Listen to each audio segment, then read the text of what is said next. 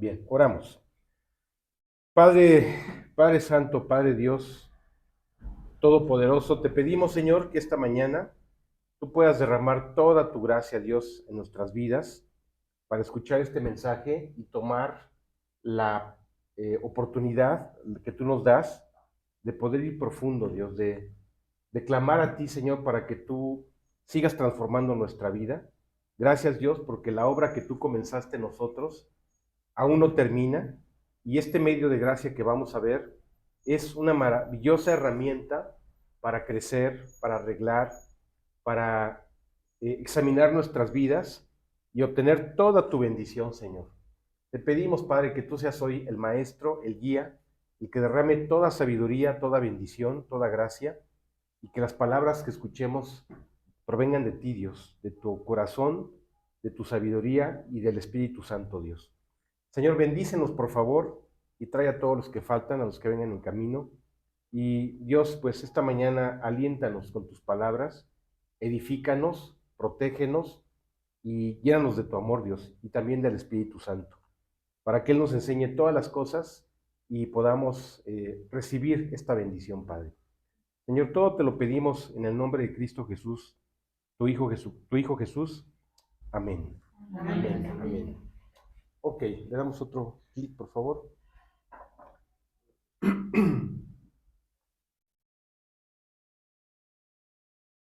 Muy bien, muy bien. Pues hoy vamos a ver adelante, adelante. Vamos a ver un tema importantísimo.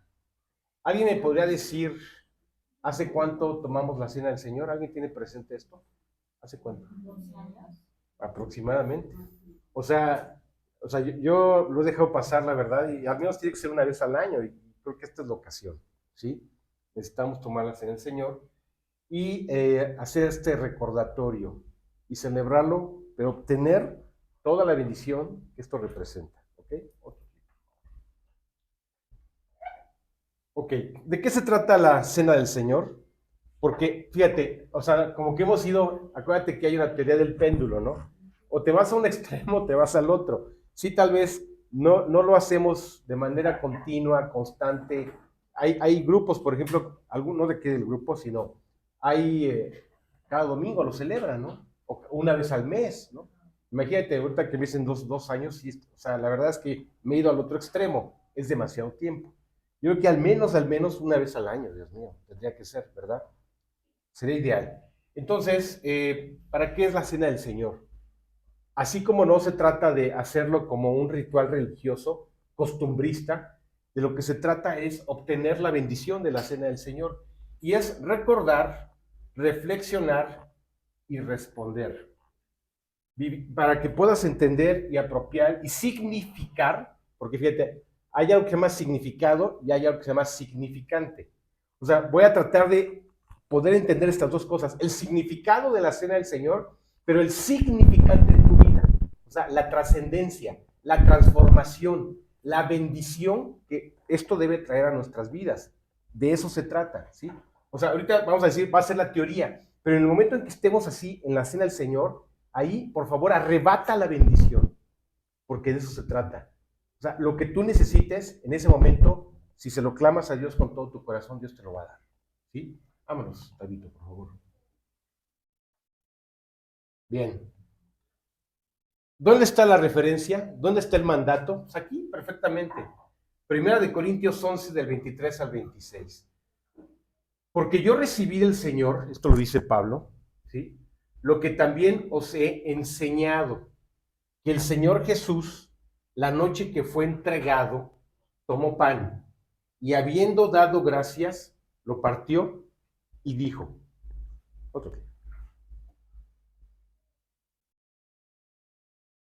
tomad, comed, esto es mi cuerpo, que por vosotros es partido. Haced esto en memoria de mí. Asimismo, tomando también la copa, después de haber cenado, diciendo, esta copa es el nuevo pacto en mi sangre. Haced esto todas las veces que la bebieres en memoria de mí. ¿Sí? Otro. Así pues, todas las veces que comieres este pan y bebieres esta copa, la muerte del Señor anunciáis hasta que Él venga. Entonces, es un mandamiento. O sea, de hecho, fíjate, como hijos de Dios, que vivimos en la gracia, tenemos 3, 4 mandamientos. Amarás a Dios con todo tu corazón y a tu prójimo como a ti mismo. 1 y 2, los 2 más grandes mandamientos. Segundo, el tercer mandamiento, vamos a decirlo así, es la cena del Señor. Y el cuarto mandamiento, bautizarnos. Esas son las instrucciones precisas. Claro, nosotros no andamos en la ley, andamos en la gracia. Porque la ley por medio de Moisés fue dada, pero la gracia y la verdad vinieron por medio de Jesucristo.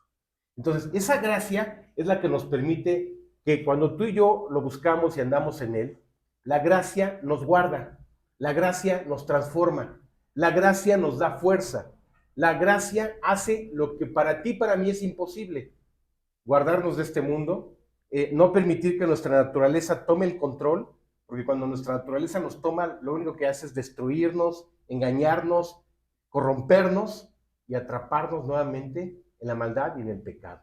Entonces, pero no, gracias a Dios, el Señor nos dejó la gracia.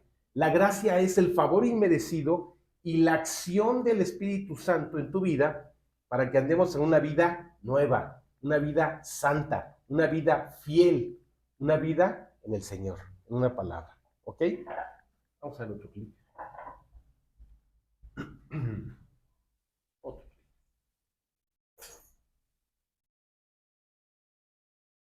Ok, a ver que se viene por acá. Exacto. Número 1. ¿En qué consiste la cena del Señor? Va a ser un recordatorio.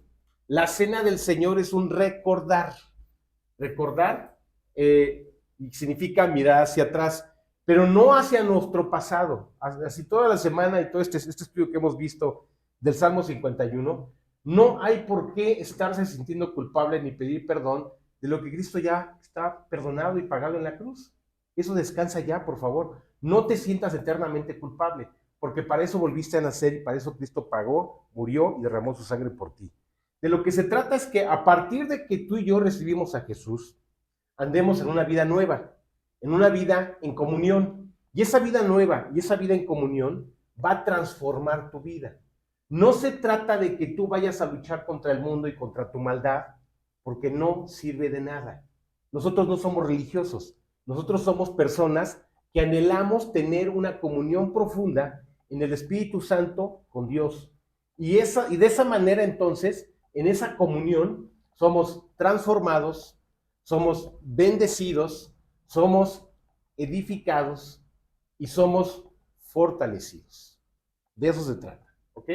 Entonces, vamos a recordar, o sea, la cena es un recordar lo que Jesús hizo en la cruz el día que decidió ir al Calvario. Hagan esto en memoria de mí, o sea, vamos a recordar su nombre, vamos a recordar su amor, vamos a recordar su sacrificio, vamos a recordar su obediencia absoluta al Padre para regalarnos la salvación, ¿ok?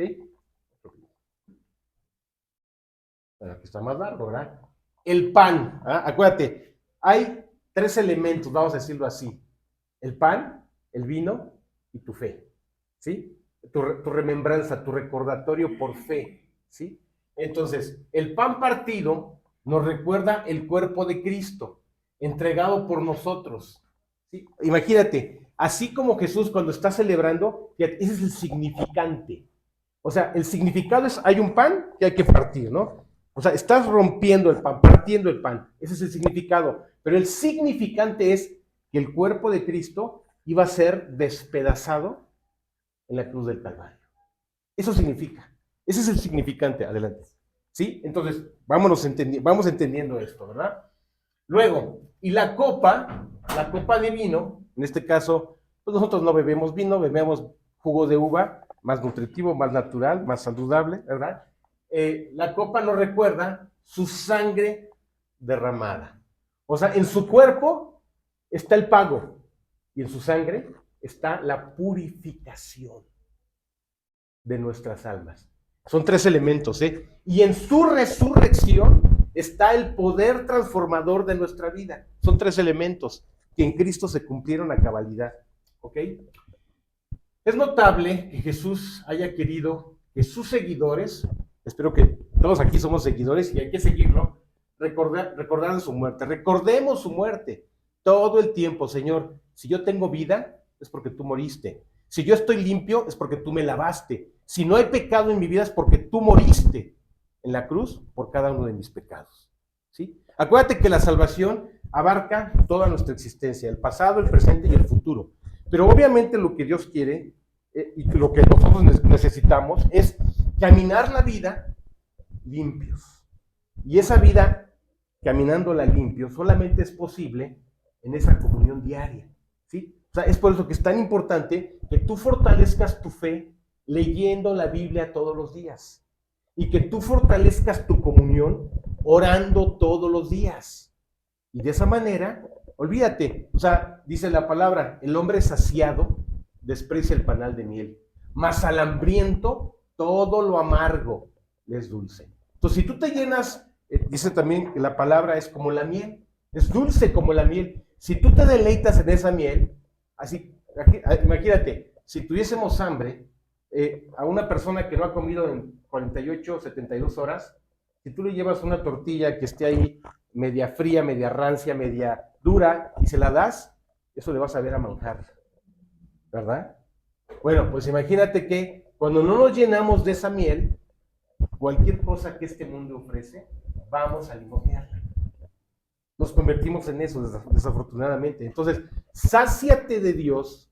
Hoy en la mañana me encantó leer lo que leí, estoy leyendo Jeremías, porque todo el tiempo Dios está diciendo su amor, su fidelidad, su poder y la promesa de todo lo que Él tiene para nuestras vidas. Entonces, es por eso que es tan importante. Fíjate, así como hay un significado y un significante, la Biblia no se lee como se lee un libro de historia. La Biblia no se lee como se lee el diario. La Biblia se lee como una carta que todos los días Dios quiere que leas para que recuerdes sus pensamientos, recuerdes sus verdades, recuerdes sus principios. Y entonces esto te mantenga firme. Porque si eso no lo haces, ¿de dónde crees que vas a sacar la fuerza? ¿De dónde crees que va a estar la firmeza para no caer ese día? No existe. La firmeza la da la palabra y la firmeza la da la oración. Si no, entonces nada más vas a estar resistiendo, y en una de esas dices, ya estoy harto. Pero no porque la vida cristiana sea hartarte, sino porque no tienes los elementos que necesitas fortalecer en tu vida. Dios nos dejó estos 2 elementos. La semilla es Cristo y está sembrada en tu corazón. La tierra es tu corazón. Pero es indispensable que esa semilla se riegue con agua. ¿Sí? Esa es la palabra. Y también esté a la luz perfecta, y la luz es tu oración. Entonces, de esa manera, esa semilla, al paso del tiempo, crece, germina, se desarrolla, y al rato es un roble. Es lo que Dios quiere que sea. ¿Ok? Bien. Su muerte. La cena del Señor, os digo, sí es un ritual, sí y no. Sí es un ritual porque es un protocolo, pero no es exactamente o no es el sentido exacto o profundo o trascendente de ese ritual, sino que esto trascienda en tu vida y en mi vida. De eso se trata, ¿sí? Es un poderoso acto de conmemoración, ¿sí? Imagínate, el mundo, acabamos de verlo, ¿verdad? Recuerdan la muerte o la muerte de sus seres queridos y lloran y traen la Coca-Cola y todo el alcohol que le gustaba a la persona y el molito negro, rojo, y están evocando, pero es una fantasía. Porque se ha establecido que los muertos una vez así mueran y después de esto, los muertos en Cristo, pues ya sabemos dónde están, ¿verdad? Pero los muertos que mueren sin Cristo, no hay otra cosa más que esperar el juicio de Dios. Porque para ellos ya no hay esperanza. Y no pueden ir y venir, oye, pues si esto no es una kermés, ¿no? De que voy y vengo, no, por favor. ¿Sí? Eso es un cuento, ¿ok? Entonces, de acuerdo. Recordamos el cuerpo, aquí está, el cuerpo quebrado por nuestros pecados. ¿Sí?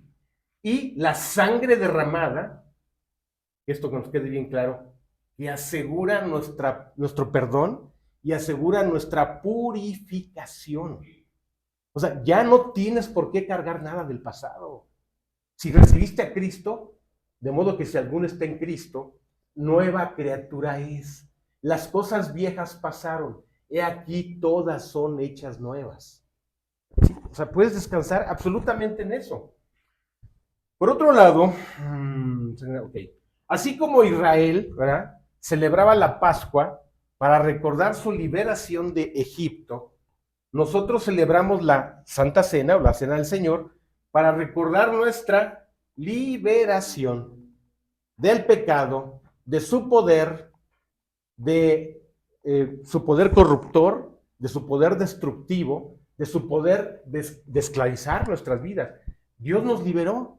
O sea, un hijo de Dios, es por eso que es una contradicción andar en un camino pecaminoso, porque esto contradice absolutamente el sentido de libertad, de bendición, de vida nueva que tenemos en Cristo Jesús.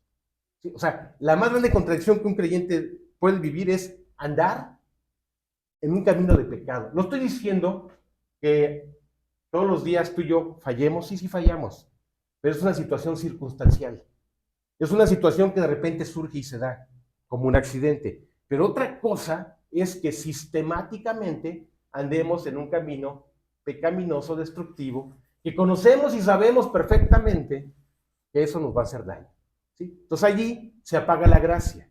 Ahí lo que sucede es que se apaga el espíritu y se constriñe el espíritu. Entonces el espíritu es el que nos da vida. Entonces imagínate estar, vamos a decirlo así, como si la cocinera la cocinera antigua, tradicional, pues necesita el fogón, necesita el fuego, ¿verdad? Entonces, si no, no hay comida en casa. Pues imagínate que andar en un camino que a sabiendas y con conciencia entendemos que está mal, pues es ir a apagar el fogón. No habrá alimento ese día en tu vida espiritual. ¿Sí me explico? Entonces, es por eso que tenemos que hacer altos. Y la Cena del Señor es una excelente forma de examinar nuestras vidas y decirle a Dios, esto no puede seguir así en mi vida. Dame libertad. Y aquí te lo entrego, Dios. Lo reconozco, lo confieso, para que cambie todo lo que está mal en mi vida. ¿Ok? Vámonos. Esto tiene aplicación. Insisto, vamos a ver el significado, pero ahora vamos al significante, ¿verdad? Dedica un tiempo antes de tomar la cena a reflexionar personalmente sobre la cruz. La cruz es mía. Cristo es mi Salvador. ¿Qué pecados me están destruyendo? ¿Qué pecados estoy consintiendo? ¿Qué pecados estoy justificando mal? Porque digo, el pecado se perdona siempre y cuando esté justificado de manera perfecta. Tú lo reconoces como maldad, como pecado, yo también, y entonces en su sangre, en su muerte, en su perdón, Él lo justifica. ¿Sí? Pero si no lo reconocemos, si lo toleramos, si le echamos la culpa al ambiente, al presidente, al gobernador, al clima, al tráfico, a mi vecino, a la economía, a mis hijos, ¿no? O a mi papá, a mi mamá, o sea, olvídalo. O sea, eso es tratar de justificar algo que es injustificable. Cuando lo reconocemos como pecado y maldad, entonces sí, la gracia lo cubre. ¿Okay? Lo perdona, lo lava y lo limpia. ¿Sí? Entonces, no dejes que se convierta la Cena del Señor en una rutina, ¿no? Digo, de hecho nosotros ni siquiera lo hemos dejado 2 años, ¿no? Pregúntate, ¿cuánto le costó Jesús a salvarme? ¿De qué he sido salvado? Cristo murió por nuestros pecados. Mira, cuando Jesús estaba en el huerto de Getsemaní, el huerto de Getsemaní era un huerto de olivos. Y en ese huerto de olivos, fíjate, llegaban los que piscaban, así se dice, van, así con sus deditos van piscando cada aceituna, y luego en frío, en una prensa, ¿sí?, se exprimen para que entonces se le extraiga el aceite esencial, que es el aceite de oliva, en frío. Y es el mejor aceite del mundo, ¿verdad? Entonces imagínate que Jesús, no es casualidad que en ese momento está en el huerto de Getsemaní, ¿sí?, ahí en ese huerto de los olivos, y está orando al Padre. Y literalmente, espiritualmente, él está siendo comprimido, porque allí es donde él va a tomar la decisión de obedecer o no obedecer, de ir a la cruz o no ir a la cruz. Déjame decirte que esto fue una planificación desde antes de la fundación del mundo. Cuando estaba Dios Padre, Dios Hijo y Dios Espíritu Santo diseñando al mundo, a ti y a mí y a todos, ¿verdad? Pero el mundo y cada uno de nosotros, cada uno de ellos van a pecar. Entonces en ese momento Dios, en su infinita sabiduría, contempla que si se nos daba la libertad, el libre albedrío, como dicen en la prepa cuando te lo explican, ¿verdad? Que si finalmente teníamos esta libertad, también tendríamos la libertad de ir en contra de Dios y de pecar. Dios lo contempla, pero también calcula cómo rescatarnos. Y la única manera en la que nos podía rescatar es que Jesucristo, su Hijo, su unigénito, ¿sí? Su amado, muriera por nuestros pecados. O sea que finalmente cada uno de nosotros habríamos de cometer error, maldad, pecado, ¿sí? Corrupción ante Dios, desobediencia ante Dios. Pero que la única manera de rescatarnos, salvarnos y pagar y limpiar nuestros pecados era que Jesús muriera en nuestro lugar, que la justicia se hiciera en él, que él recibiera el castigo. Entonces Jesús está en el huerto del Edén, perdón, en el huerto de Getsemaní, y entonces ahí está, Señor, le dice así, si es posible, pase de mí esta copa o este cáliz, pero si no, hágase tu voluntad. O sea, ¿hay alguna otra manera en que podamos salvarlos? No había otra manera, porque la paga del pecado es muerte. O sea, si Jesús iba a tomar el lugar por ti y por mí, entonces tenía que padecer la muerte, tendría que padecer el castigo, tenía que ser castigado en la cruz, física y espiritualmente, y aparte experimentar separación del Padre en tu lugar y en el mío. Entonces, cuando Jesús se da cuenta que no hay más que eso, ok, hágase tu voluntad. Es por eso que en esa oración, que le lleva de 2 a 3 horas hacer, está sudando, porque entra en una angustia que nunca jamás había conocido.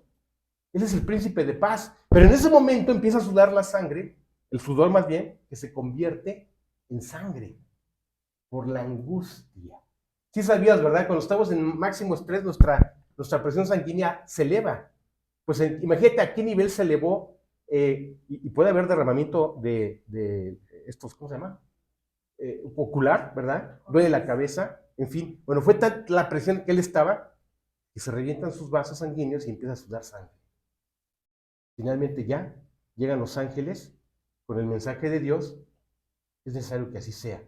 Y después de eso se levanta y dice, estoy listo, lo voy a hacer. Dando el paso antes de que sus verdugos llegaran por él. Dando el paso hacia la muerte antes de que lo lastimaran más, ¿verdad? Entonces, eso fue lo que él hizo por nosotros.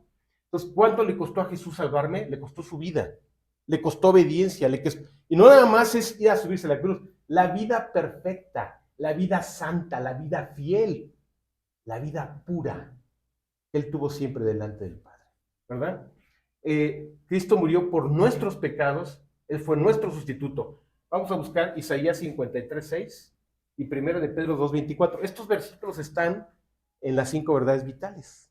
Es el fundamento de nuestra salvación y de nuestra fe. Fernandita, ¿quieres leer? Con el micrófono, mija, ¿me ayudas? Isaías 53:6. Todos nosotros nos descarriamos como ovejas, cada cual se apartó por su camino, mas Jehová cargó en él el pecado de todos nosotros. Así de claro, ¿verdad? Y 1 de Pedro 2:24.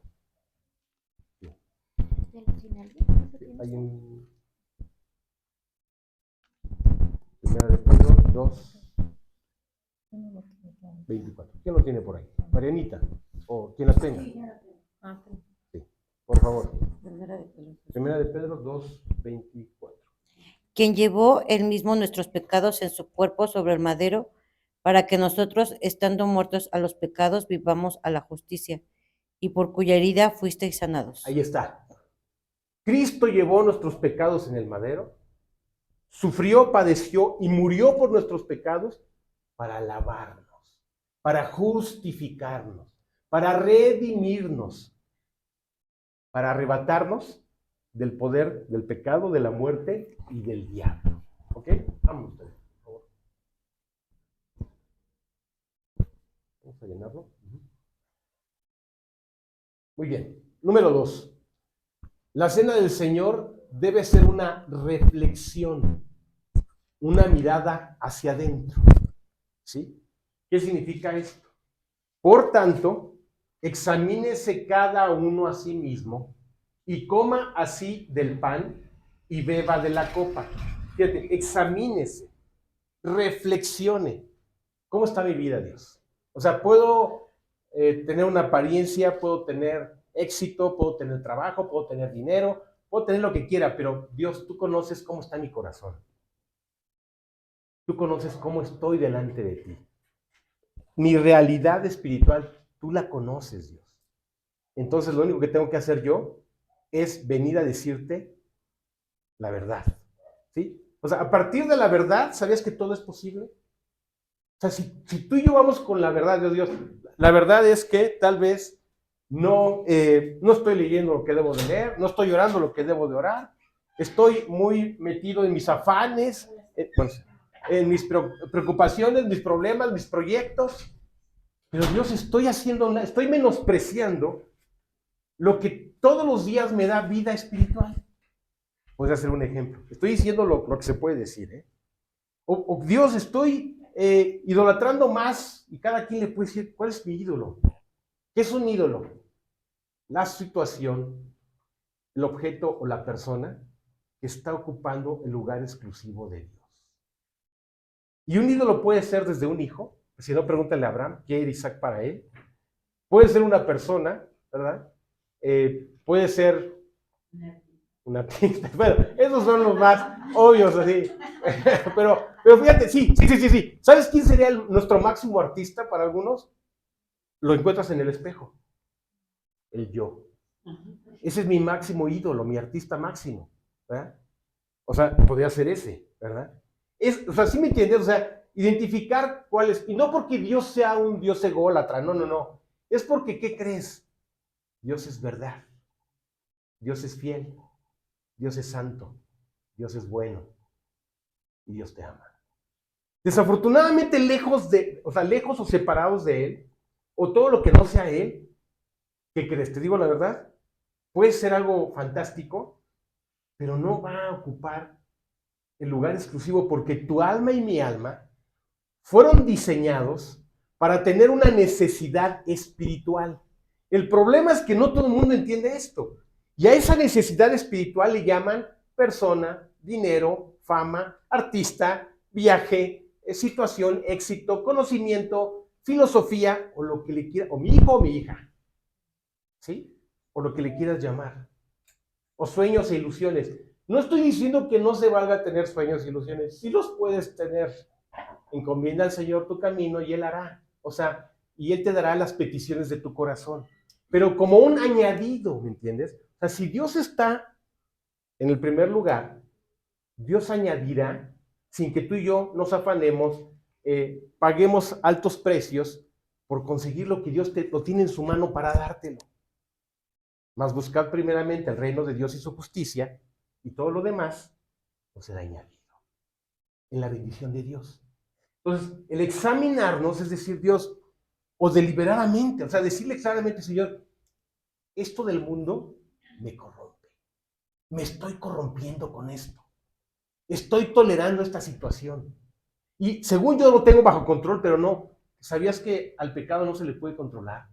O sea, el pecado no vayas a pensar que es algo que tú eliges, ¿verdad? Como si estuvieras comprando, ¿qué te gusta? Jamón, carne, y pues dame 1 kilo, ¿no? Y nomás quiero. Pero no, fíjate, el pecado se multiplica. La maldad se desborda. Y aunque tú dijeras, es que esto es esta porción la que yo quería, no. Fíjate, y este ejemplo es claro. Los hijos de Israel querían comer carne. Y no estaba mal comer carne en el desierto.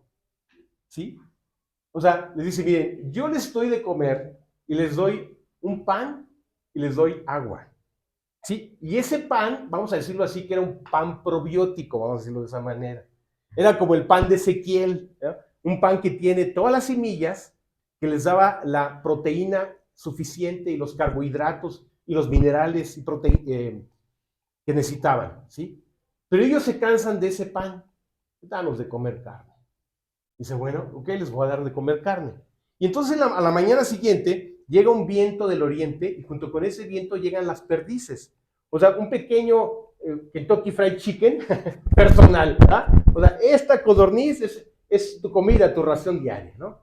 Entonces, pues no había problema de tomar 2, 3 para el desayuno, comida y cena, ¿no? Pero no agarran 3. Empiezan a comer y a comer y a comer, al punto que la carne le sale por la nariz. ¿Así me entiendes? O sea, frenética y descontroladamente, carne, carne, carne, porque así es nuestra naturaleza. No tiene nada de malo la carne, puedes comer todo lo que tú quieras, ¿eh? De hecho, hay una dieta proteica de desayuno, comida y cena de proteínas, ¿eh? Lo puedes hacer, no hay problema. El problema es la ansiedad y la codicia para tratar de satisfacer el hambre, no del estómago, del alma. ¿Sí? Ese es el problema. O sea, cuando Dios no llena nuestras vidas, entonces ya sea, o sea, aún cosas buenas. La carne es buena, trae buena proteína y aminoácidos. Tus hijos son un encanto, pero cuando eso lo obsesionamos como tú tienes que hacerme feliz, es ahí donde viene el desequilibrio, el desbalance. ¿Perdón? Sí, o sea, exacto, o sea, de un apetito natural, o sea, que está puesto ahí para comer y alimentarnos, se convierte exactamente en esa gula, y la gula finalmente comían. ¿Sabes qué sucede? Comen, comen, comen, y nunca se sacian. Pues, oye, pues que no nomás es para nutrirme, alimentarme y se acabó. No, o sea, cuando nos desbordamos por eso, se vuelve una pasión desordenada. Y por más que, o sea, más lo quieres, más vacío sientes. Y les puse el ejemplo de una comida proteica. Puede ser cualquier cosa. Nos descontrolamos. Absolutamente. Exacto. Así es. Entonces, la cena del Señor nos permite un examinar. Dios, ¿qué exceso, qué obsesión me está gobernando? Para que tú quites esto de mí. Lo más maravilloso es que esto es secreto. Lo más maravilloso es que esto es en silencio. No se lo tienes que decir a nadie. Es tú y Dios. Tú en lo secreto de tu corazón. Tú en la comunión íntima que tienes. Y nada más. A nadie más debes decírselo. ¿Ok? Vámonos, Tabito. La Santa Cena se trata de mirar hacia adentro.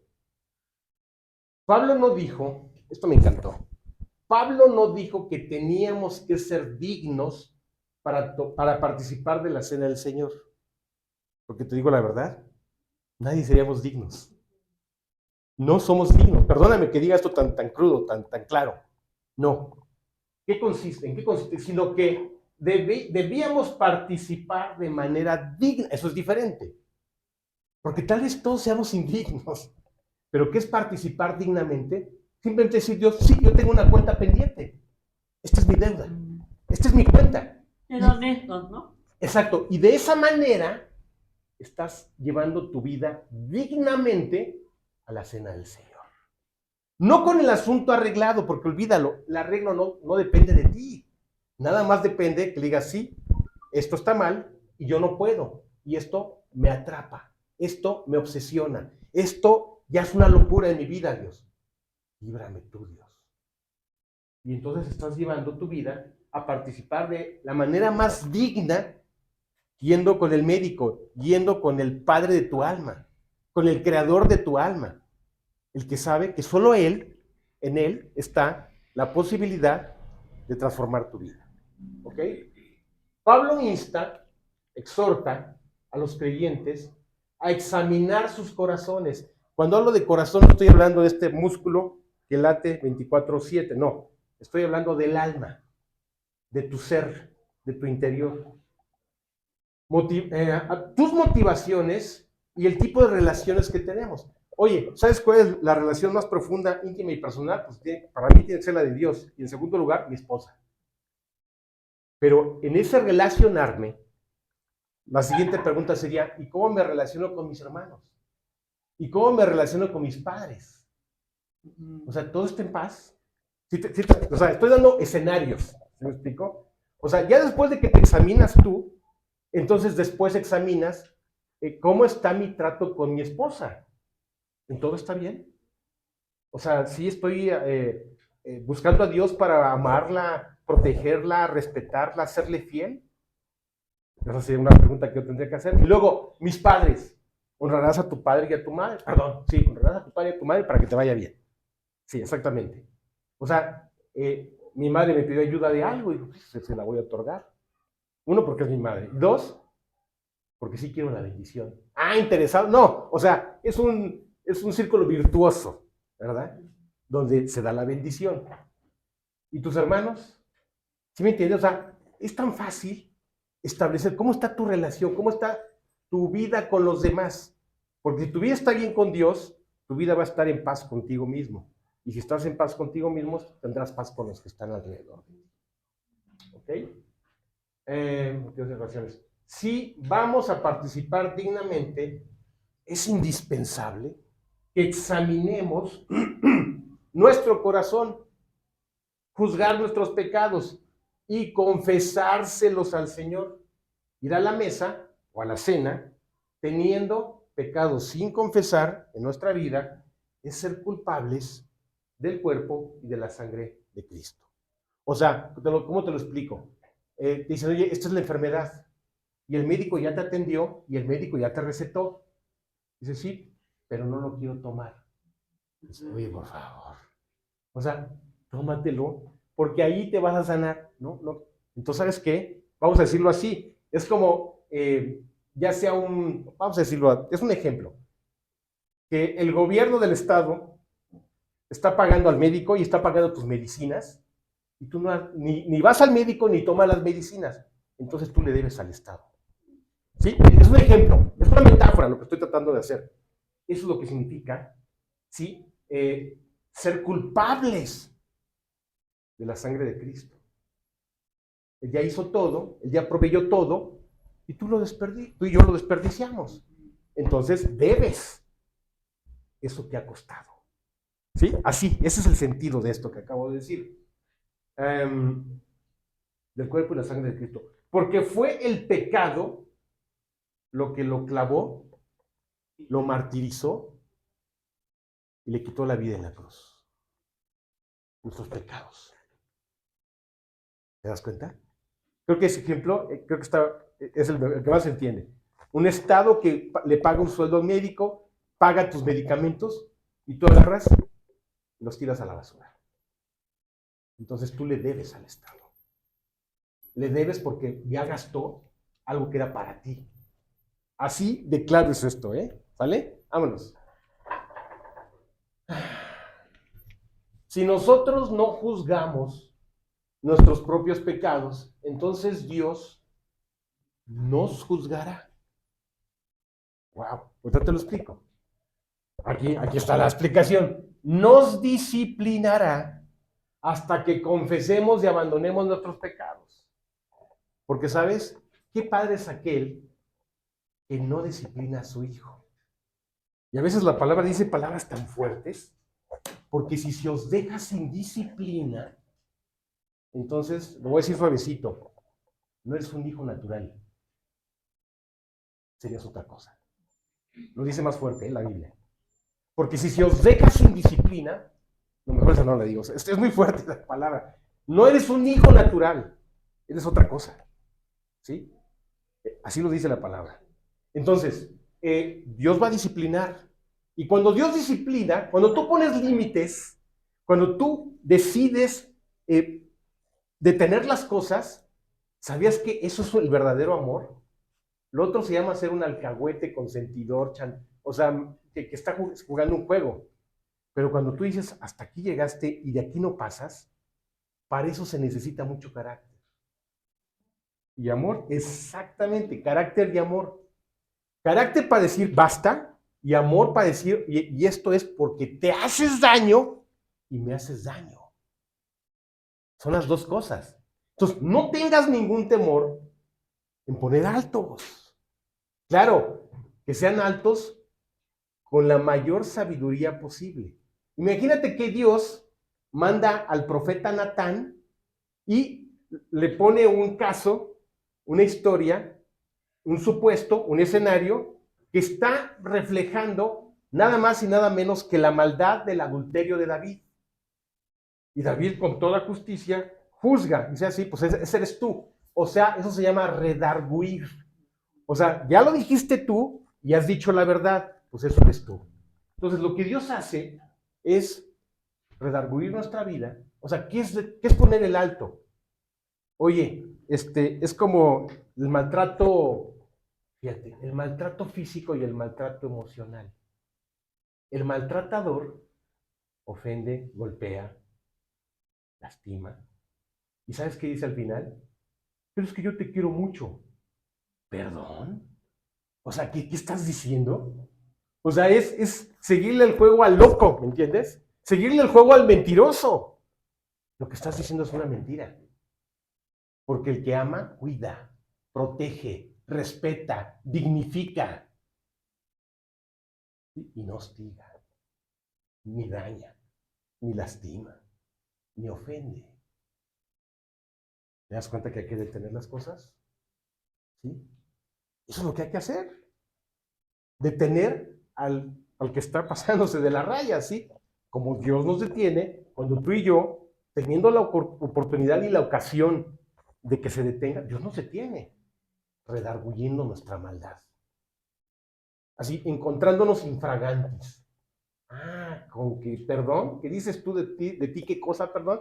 Pues Dios detiene todo, ¿sí? Ok.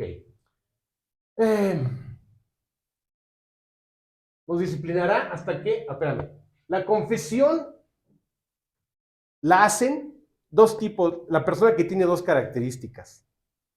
Es una persona honesta y es una persona valiente. Pero también hay que ser, son tres, y también hay que ser humilde. Yo sí soy, lo reconozco, yo no puedo, no quiero seguirme haciendo daño, y hazlo tú, Dios. ¿Sí? Entonces, Dios, quise abandonar, decir, ya, fuera de aquí, fuchi, fuchi. No, eso, ¿sabes qué? Simplemente camina en el camino de Dios. Busca a Cristo. Y en ese caminar, de forma natural te alejarás de lo que nos atrapa, nos esclaviza, nos seduce, porque este mundo así es, seduce con engaños para atrapar nuestra maldad, ¿sí? Atraparnos en maldad. Pero, entonces, la cena del Señor nos confronta con preguntas como, ¿estoy albergando pecados no confesados? ¿Sí? Fíjate, el problema del pecado no es en sí el pecado, es ocultarlo, esconderlo y nunca jamás reconocerlo. Eso es más grave que el pecado mismo. Porque sea lo que sea, si tú se lo confiesas a Dios, venid luego, dice Dios, y estemos a cuenta. Si vuestros pecados fueren como la grana, como la nieve serán emblanquecidos. Si fueren rojos como el carmesí, vendrán a ser como blanca lana. ¿Sí?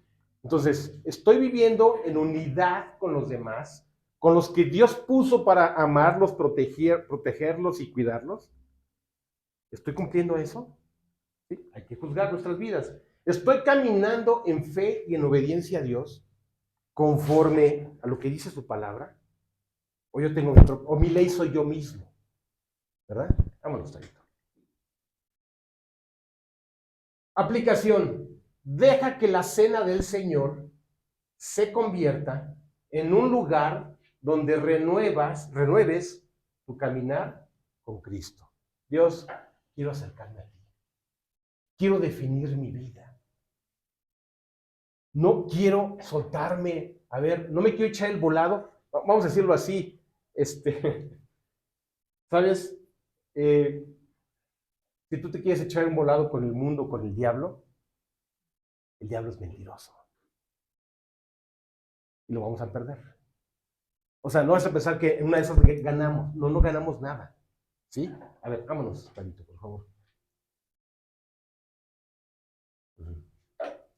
Tercero,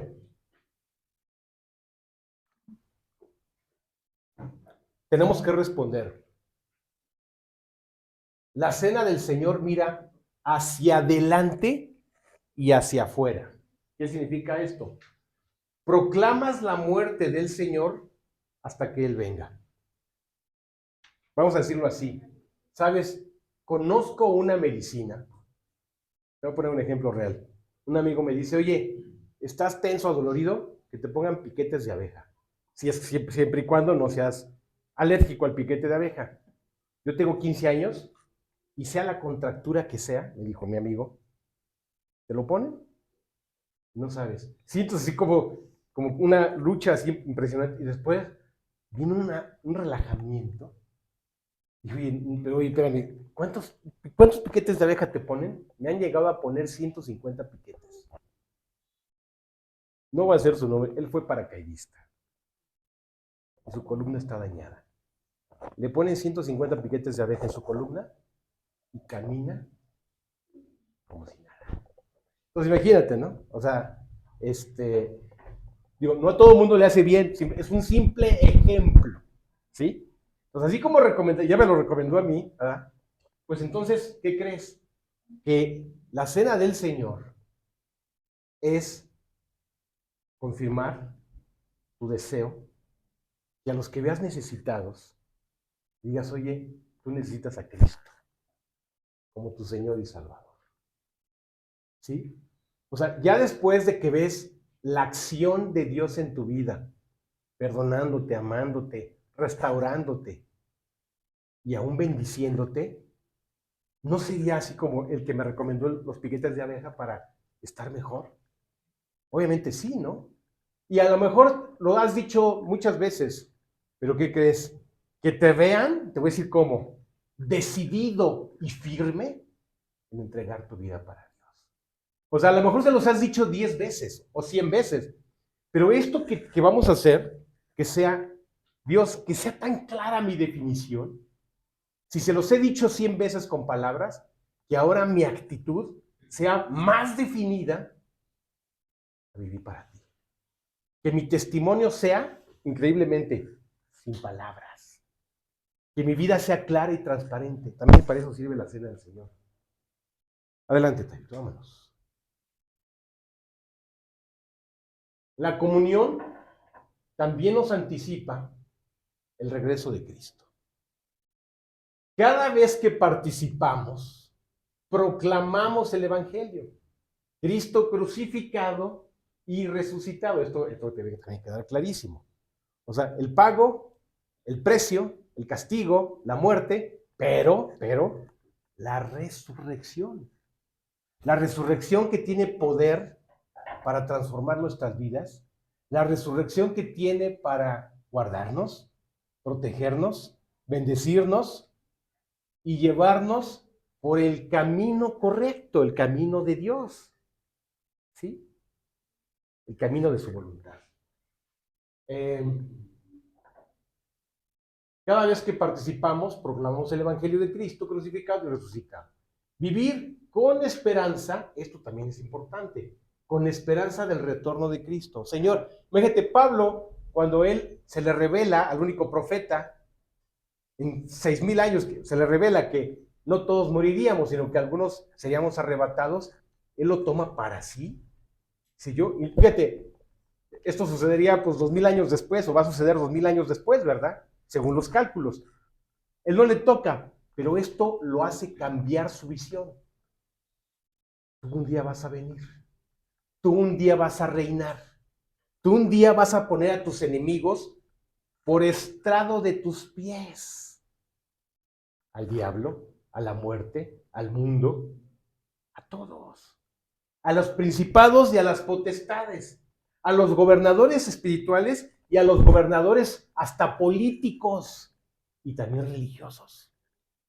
A todos los va a poner bajo su estrado. Él como Señor y los que hicieron lo bueno para lo bueno, o sea, recibir a Cristo, y los que nunca quisieron, pues también para ser juzgados, ¿verdad? Cada quien. Entonces, vivir con la esperanza del reino de Cristo para esperarlo como un siervo del Señor. ¿Sí?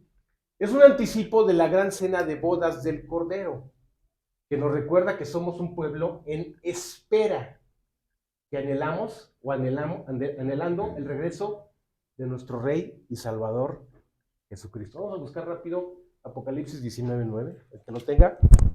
Muy bien. Le pasan rápidamente el Astillea. Yo ya lo tengo. Ah, Bueno. ahorita vas tú,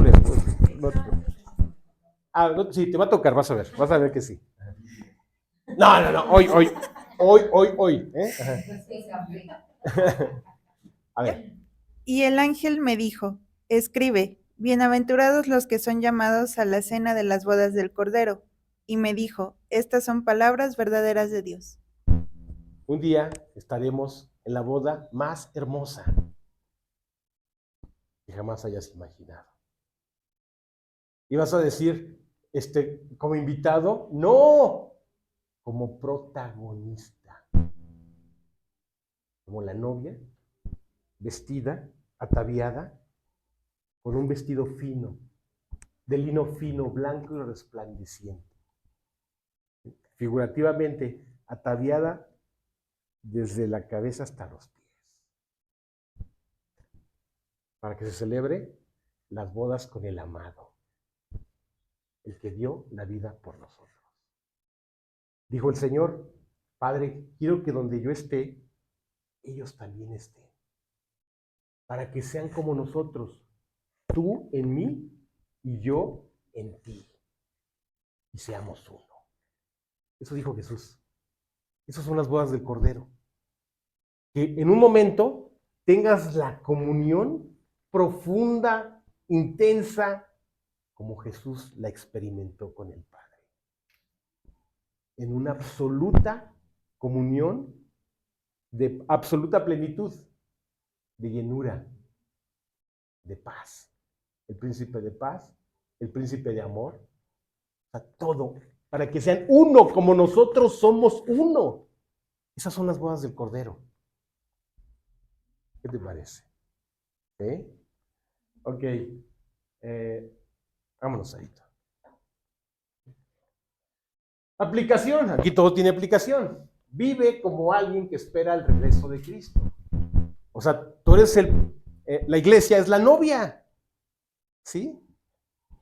O te gusta más un ejemplo de hombres, vas a ser cogobernante. Así, los que nos gusta el liderazgo, ¿no? También tengo un ejemplo metafórico para eso. Vamos a ser príncipes, sacerdotes y ministros del reino de los cielos.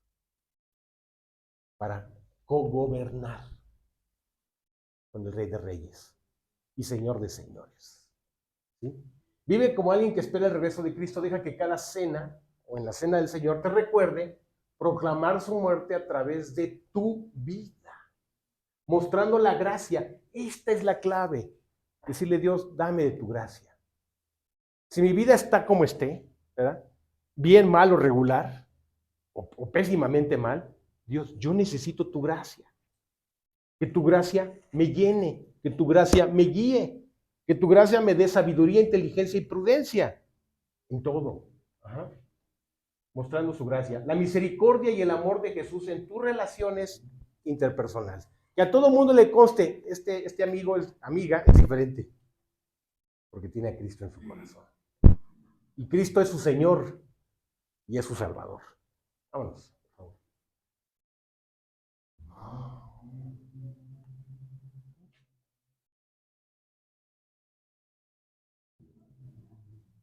Ok. También debemos orar debemos y podemos orar por limpieza. Pruébese cada uno a sí mismo y entonces coma el pan. ¿Sí? David le dijo al Señor, lávame, límpiame y purifícame.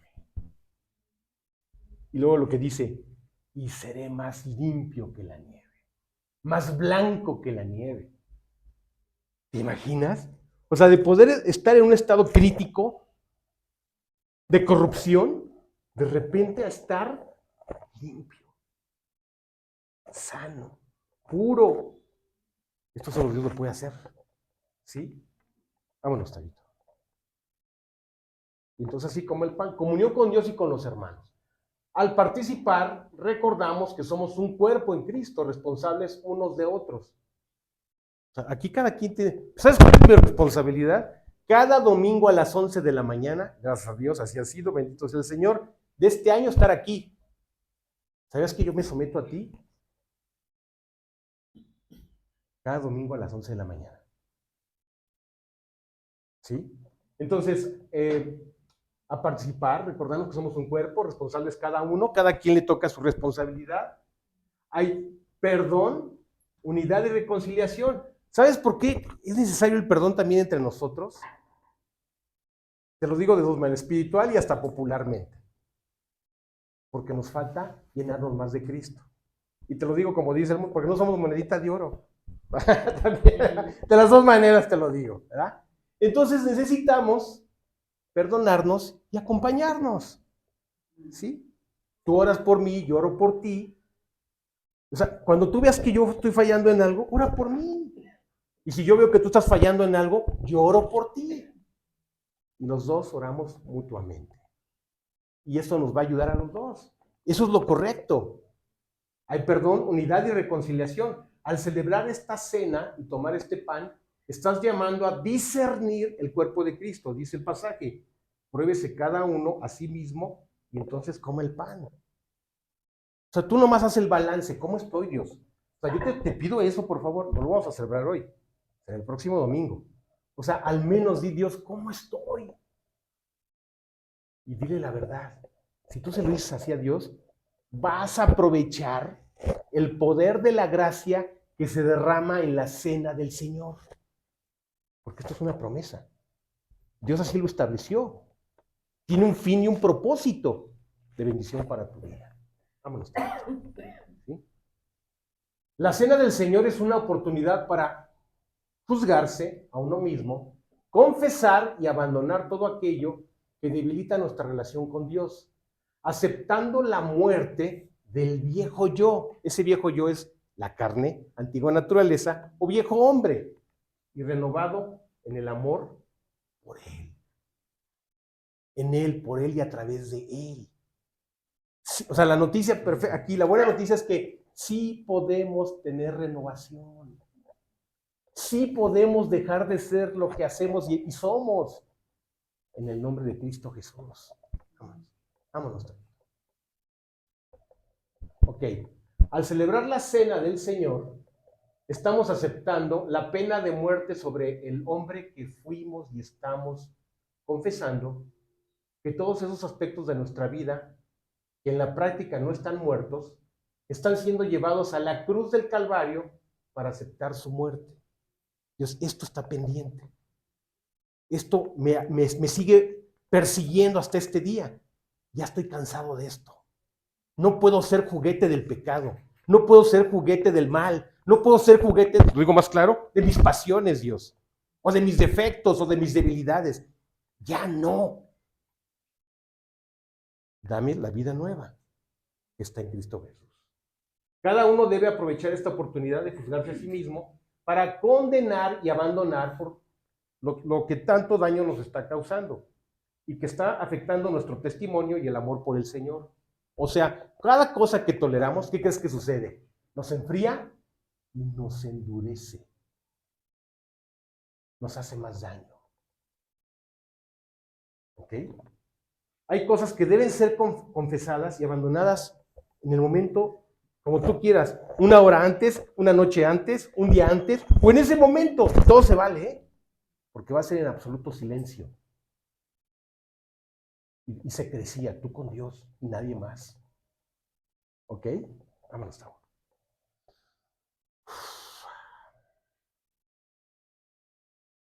Oración de confesión, ¿sí? ¿Sí? Ah, caray. A ver. Ahí está, gracias. Importancia del arrepentimiento. Arrepentimiento es cambio de mente. dispuestos a ser transformados. Proposición de renovar compromiso con Cristo, orar para que Dios prepare nuestros corazones. ¿Qué es el arrepentimiento? Ay, ¿cómo soy pecador? Soy bien pecador. No, espérame. Ay, soy tan pecador que ya para qué me acerco a Dios. No, tampoco. No. Ay, pues es que esto es algo tan complicado que el abuelo, el papá y yo pues somos así, ya ni modo. No, tampoco. No. Confesar es decir, Dios, sí soy eso y no puedo. Pero tú sí puedes. Te tengo a ti. Tengo la gracia. Y aquí estoy. Yo no puedo. Te necesito, Dios. O sea, ya caminé en la dirección de mi brazo derecho así, pero mira, ya me choqué contra la pared 10 veces. Mejor hago un giro y camino hacia Cristo. Ese es el verdadero, o sea, en términos prácticos, ese es el verdadero arrepentimiento. Camino a Cristo. Y que Él se encargue de todo. ¿Ok? Yo nada más lo confieso. ¿Sí? Vámonos. Ok. Oración de confesión. Oro yo, o sea, te lo voy a explicar. Ya esto es la práctica, ya esto es el detalle para que no te sorprenda. Oración de confesión. Oro yo primero. O sea, ¿qué te digo? Voy a empezar a confesar pecado. No, espérame. O sea, Dios, te lo voy a explicar así. Estamos aquí, Dios, porque te necesitamos. Porque sí hay cosas que necesitamos arreglar contigo. O sea, en generalidad, no el detalle. ¿Sí me entiendes? Hay cosas que nos han hecho daño, hay cosas que nos han robado, nos han lastimado, hemos lastimado, etcétera, etcétera. Todo en la generalidad. Y en ese momento guardo silencio y luego oras tú en privado. 5, 10 minutos en silencio, en privado, tú con Dios. Y después terminamos orando diciendo, Dios, bendito seas, porque nos has escuchado. Y si nunca lo habíamos hecho así de claro, ¿qué crees que ahora lo vamos a hacer así de claro? Porque así es. ¿Sí? Y esto no es, insisto, no es ningún acto religioso, no es ningún acto costumbrista, es un acto de la gracia. Y vamos a tomar la gracia exactamente para que esto haga el efecto del buen médico y de la buena medicina que nuestra alma necesita. Así de claro. ¿Sí? Ok, vámonos. Creo que ya es todo. Ahí está. Eso será el domingo próximo. Hasta que haya alguna duda, con toda libertad. ¿Sí? Nunca lo había plasmado tan específicamente, porque así es. Y antes no lo hice así, perdón. Así de claro es esto. Así al detalle. Y de esa manera. ¿Sí? Y es el secreto. O sea, cuando se haga la pausa en silencio, olvídate, eres tú y Dios. Nada más. Aprovechemos esta oportunidad y esta ocasión. ¿Ok? Sí. En cronología bíblica, por supuesto, 24, la víspera, para no equivocarme, la víspera de su crucifixión, él celebra la cena. En la víspera. Ajá. Entonces, quiero decir que él celebra la cena a eso de las 8 o 9 de la noche, sale, cantan el himno, se van a orar al huerto del Edén entre las 10, 11 de la noche. Están, como son jornaleros, están cansadísimos, se quedan dormidos. Él ora 2 horas y llegan por él alrededor de la 1, 2 de la mañana. Y ahí empieza su juicio. Esa es la cronología. Para nosotros, ¿cuándo debe ser la cena de Cruz? Muy buena pregunta. Abierta. O sea, yo se los dije al principio, tenemos 2 años que no la celebro. 2 años. Entonces, es el momento. Es el momento. Hay quienes lo celebran cada mes. Yo no soy de ese estilo. No creo que sea algo tan trascendente, precioso y único hacerlo costumbre de mes. No, yo creo que no. Pero sí al menos una vez al año. Y esta es la ocasión. O sea, sí, perdón, yo soy responsable de que no lo hayamos hecho en el tiempo necesario. Al menos una vez al año. Y lo vamos a hacer. Urge que lo hagamos. ¿Y la cena del Señor es una introducción? Absolutamente. Absolutamente. O sea, un día antes, una noche antes, o si gustas en ese momento, como tú quieras, Pero por supuesto que sí, hagamos esa reflexión, ¿no? Por supuesto. Aprovechar ese momento de gracia para que Dios nos bendiga. Nos bendice porque nos ama y porque tiene infinita misericordia. ¿Sí? Pero para obtener la misericordia, pues hay que decir, hay que pedirla y hay quien la suplica. Ajá. ¿Vale? Sí, ya, vamos a pausar ya. Ok. Y